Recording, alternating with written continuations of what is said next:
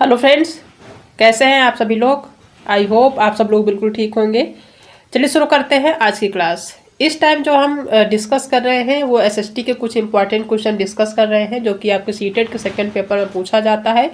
और ये आज जो हम डिस्कस कर रहे हैं वो टॉपिक 7 है। इससे पहले 6 टॉपिक हो चुके हैं। अगर आपने नहीं देखा है तो आप जाके देख सकते हैं, आपके लिए काफ़ी हेल्पफुल रहेंगे। ठीक है, तो चैनल पर नए हैं तो चैनल को सब्सक्राइब कर लीजिएगा, साथ में अपने दोस्तों को भी शेयर कर दीजिएगा ताकि उनको भी हेल्प मिल सके।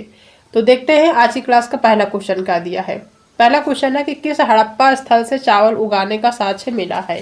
ठीक है, कौन सा हड़प्पा का स्थल है जहां से चावल उगाने का साक्ष्य मिला है। क्या वो रंगपुर है, सौराष्ट्र है, या फिर इन दोनों जगहों से, या फिर इनमें से कोई नहीं। तो वो कौन सा जगह है, वो है आपका रंगपुर। रंगपुर से जो है चावल उगाने के साक्ष्य मिले हैं जो कि हड़प्पा में है। ठीक है, यानी कि हड़प्पा का स्थल है। दूसरा क्वेश्चन है कि भारत में चांदी की उपलब्धता के प्राचीनतम साक्ष्य कहाँ से मिले हैं। भारत में चांदी की उपलब्धता के प्राचीनतम यानी कि पुराने जो साक्ष्य मिले हैं कहाँ से मिले हैं। हड़प्पा संस्कृति से मिले हैं, मोहनजोदड़ो से मिले हैं, भारतीय संस्कृति से, या फिर इनमें से कोई नहीं। तो ये कहाँ से मिले हैं, ये मिले हैं हड़प्पा संस्कृति से। ठीक है, कौन सा हमारे सरदार दीवादास द्वारा पराजित हुआ था। तो पहला ऑप्शन है धुती, दूसरा है कीकरी, तीसरा संबर और चौथा चुमोरी। तो वो है संबर। नेक्स्ट क्वेश्चन है कि किस ग्रंथ में इतिहास एवं पुराण की व्याख्या पंचम वेद के रूप में की गई है। कौन से ग्रंथ में इतिहास एवं पुराण की व्याख्या को पंचम वेद के रूप में व्यक्त किया गया है या कहा गया है। क्या वो आरण्यक है, या फिर ब्राह्मण में है, या फिर उपनिषद में है, या फिर पुराण में है। तो कौन सा है, यानी किस इतिहास एवं पुराण की व्याख्या पंचम वेद के रूप में की गई। किसको इतिहास एवं पुराण की व्याख्या को पंचम वेद के रूप में की गई, तो वो है पुराण। यानी पुराण को जो है, पुराण एक ऐसा ग्रंथ है इसमें इतिहास एवं पुराण की व्याख्या को पंचम वेद के रूप में व्यक्त किया गया है या व्याख्या किया गया है। तो डी ऑप्शन सही होगा। निम्न वेदों में से किसमें सर्वप्रथम ब्रह्मचर्य संबंधी दिशा निर्देशों का समावेश किया गया है। निम्न वेदों में से यानी 4 वेद होते हैं, तो किसमें बताना है कि सबसे पहले ब्रह्मचर्य संबंधी दिशा निर्देशों का समावेश किया गया है। क्या वो ऋग्वेद है, यजुर्वेद है, अथर्ववेद है, या फिर सामवेद है। तो सबसे पुराना वेद हमने आप सभी को बताया था ऋग्वेद है। संगीतों का वेद जो होता है वो सामवेद होता है। ठीक है, तो इसमें जो है जो जिसमें सबसे पहले ब्रह्मचर्य संबंधित दिशा निर्देशों का समावेश किया गया है वो कौन सा है, वो है आपका अथर्ववेद। ठीक है, नेक्स्ट क्वेश्चन है कि अथर्ववेद में 2 संगठनों की जो है अथर्ववेद में 2 संगठनों को प्रजापति की 2 पुत्रियों के समान माना गया है। इनमें से वे संगठन कौन से हैं जिनको प्रजापति की 2 पुत्रियों के समान माना गया है। सभा एवं विद है, या सभा एवं समिति है, या फिर समिति एवं विदत है, या फिर विदत एवं जन है। तो वो कौन सा है, वो है आपका सभा एवं समिति, जिनको प्रजापति की 2 पुत्रियों के समान माना गया है। तो बी ऑप्शन सही होगा। नेक्स्ट क्वेश्चन है कि बहुचर्चित मनु प्रसंग जल प्लावन मत्स्य अवतार की कथा किस ब्राह्मण ग्रंथ में वर्णित है। शतपथ ब्राह्मण में, तांडय ब्राह्मण में, पंचविश ब्राह्मण में, या फिर जैमिनीय ब्राह्मण में।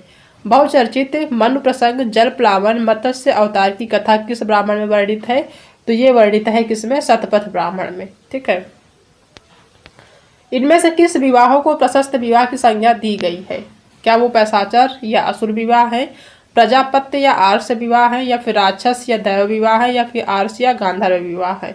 ठीक है, तो किन विवाहों को प्रशस्त विवाह की संज्ञा दी गई है, तो वो है आपका कौन सा, प्रजापत्य और आर्ष विवाह। ठीक है, नेक्स्ट क्वेश्चन है कि कौन सा ब्राह्मण ग्रंथ अथर्ववेद के अंतर्गत आता है। कौन सा ऐसा ब्राह्मण ग्रंथ जो अथर्ववेद के अंतर्गत आता है।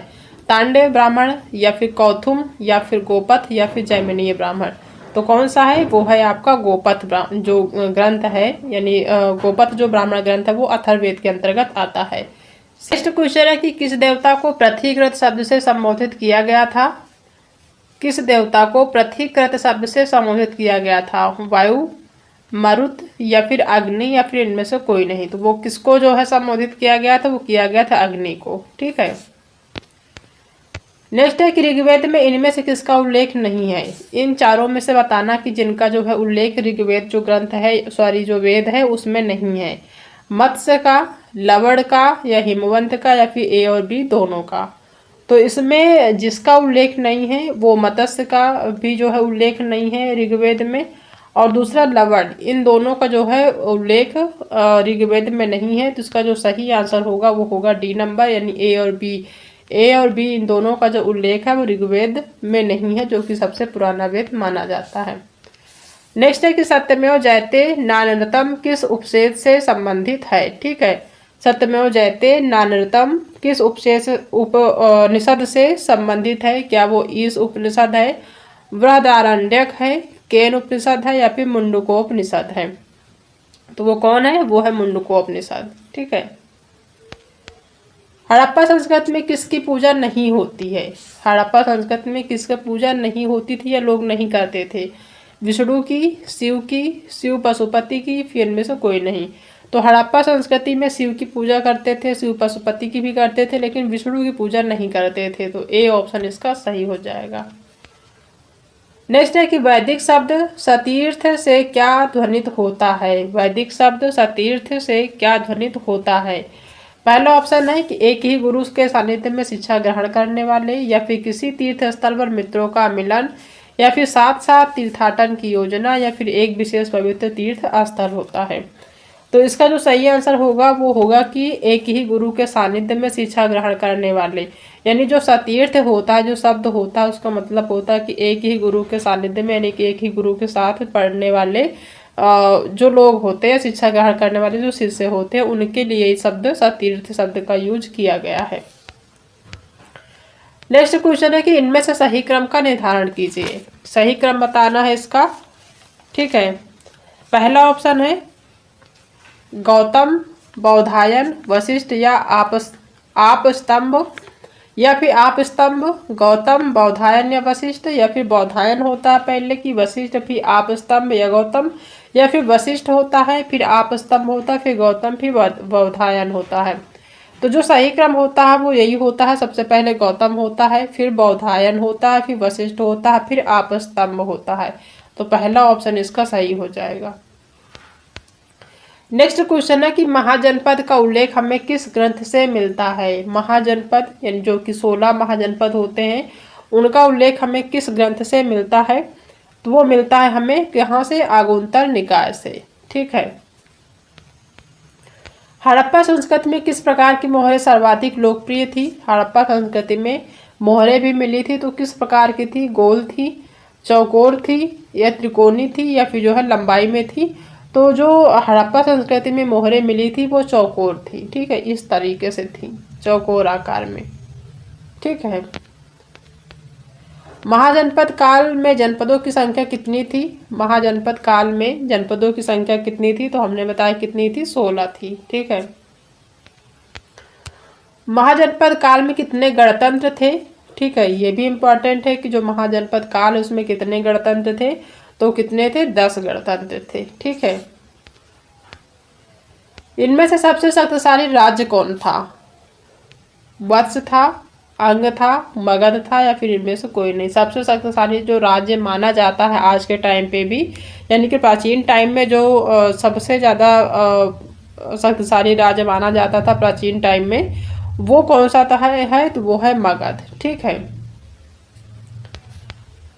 खरोष्टी लिपि किस प्रकार से लिखी जाती है? जो खरोष्टी लिपि होती है वो किस प्रकार से लिखी जाती है? दाईं ओर से बाईं ओर लिखी जाती है, यानी इस तरफ से इस तरफ लिखी जाती है, या फिर बाईं ओर से दाईं ओर लिखी जाती है? किस तरीके से लिखी जाती है? तो जो खरोष्टी लिपि होती है वो दाईं तरफ से, यानी इस तरफ से इस तरफ की लिखी जाती है। जैसे मान लीजिए लाइन लिखा है तो हम लोग जो लिखते हैं वो इस तरफ से लिखना शुरू करते हैं, लेकिन जो खरोष्टी लिपि होती है यहाँ से शुरू करते हैं। ठीक है, इस तरफ से लिखना ऐसा शुरू करते हैं। ठीक है, तो पहला ऑप्शन सही होगा। विराटनगर किसकी राजधानी थी? विराटनगर किसकी राजधानी थी? पंचाल की थी, वत्स की थी, या फिर अस्मक, या फिर मत्स्य? तो विराटनगर जो राजधानी थी किसकी थी? वो थी अस्मक की। ठीक है, सी ऑप्शन सही होगा। विख्यात तट मंदिर को किसने बनवाया था? जो प्रसिद्ध तट मंदिर है उसको किसने बनवाया था? पल्लव शासक नरसिंह वर्मन द्वितीय ने, या फिर चंद्रगुप्त मौर्य ने, या फिर अशोक ने? तो जो विख्यात तट मंदिर है उसको जो जिसने बनवाया था वो थे पल्लव शासक नरसिंह वर्मन द्वितीय। ठीक है, इन्होंने बनवाया था। मूर्ति पूजा का आरंभ कब से माना जाता है? जो मूर्ति पूजा लोग करते हैं वो उसका प्रारंभ यानी कब से लोग मूर्ति पूजा करना शुरू किए हैं? पूर्व आर्य यानी आर्य आने के पहले से, या फिर आर्यों के बाद, या फिर मूर्ति पूजा होती ही नहीं थी, या फिर इनमें से कोई नहीं? तो मूर्ति पूजा होती थी, लेकिन ये जो है आर्य जब आए हैं हमारे भारत देश उससे पहले ही मूर्ति पूजा का आरंभ हो गया था। तो पहला ऑप्शन सही हो जाएगा। धौलावीरा का शाब्दिक अर्थ क्या होता है? बहुत ही इंपॉर्टेंट है ये शब्द धौलावीरा। इसका जो अर्थ होता है क्या होता है? सफ़ेद कुआं होता है, काला कुआं होता है, सूखा कुआं, या फिर इनमें से कोई नहीं। तो जो धौलावीरा है इसका जो शाब्दिक अर्थ होता है वो होता है कौन सा? सफ़ेद कुआं। ठीक है। नेक्स्ट क्वेश्चन है कि सिंधु घाटी सभ्यता के लोग किस देवी की पूजा करते थे? सिंधु घाटी सभ्यता के लोग किस देवी की पूजा करते थे? मातृ देवी की, शिव की, अग्नि की, या फिर वायु की? तो किसकी करते थे? मातृ देवी की करते थे। नेक्स्ट क्वेश्चन है कि पार्श्वनाथ के 4 महाव्रतों में 5 महाव्रत ब्रह्मचर्य किसने जोड़ा था? यानी 5वां जो महाव्रत है वो ब्रह्मचर्य वो किसने जोड़ा था? पार्श्वनाथ के 4 महाव्रत थे, उसमें 5वां जो महाव्रत है ब्रह्मचर्य उसने किसने जोड़ा था? महावीर स्वामी ने, महात्मा बुद्ध ने, विवेकानंद ने, फिर इनमें से कोई नहीं। तो जो 5वां महाव्रत ब्रह्मचर्य जोड़ा था वो जोड़े थे महावीर स्वामी। ठीक है। नेक्स्ट है कि हड़प्पा कालीन स्थल में अभी तक किस धातु की प्राप्ति नहीं हुई है? तो वो कौन सी धातु नहीं प्राप्त हुई थी? वो है लोहा। ठीक है, लोहा की प्राप्ति नहीं हुई थी हड़प्पा कालीन स्थल में।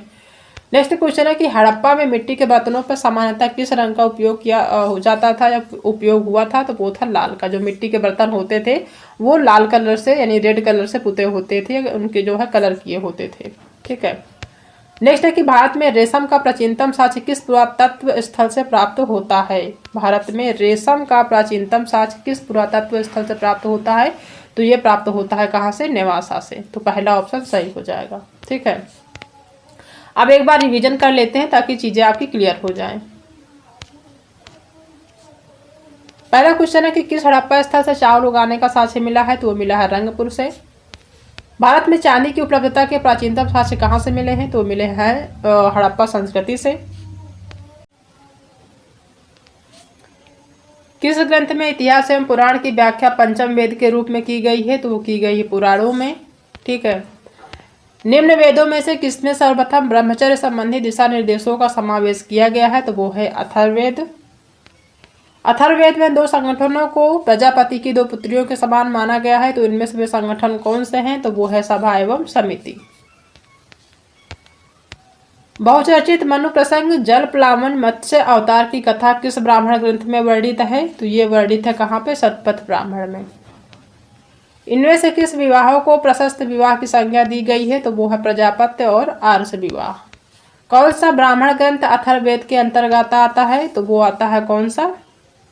गोपथ ब्राह्मण। ठीक है। किस देवता को पृथ्वीकृत शब्द से संबोधित किया गया था? तो ये है अग्नि, अग्नि देवता को।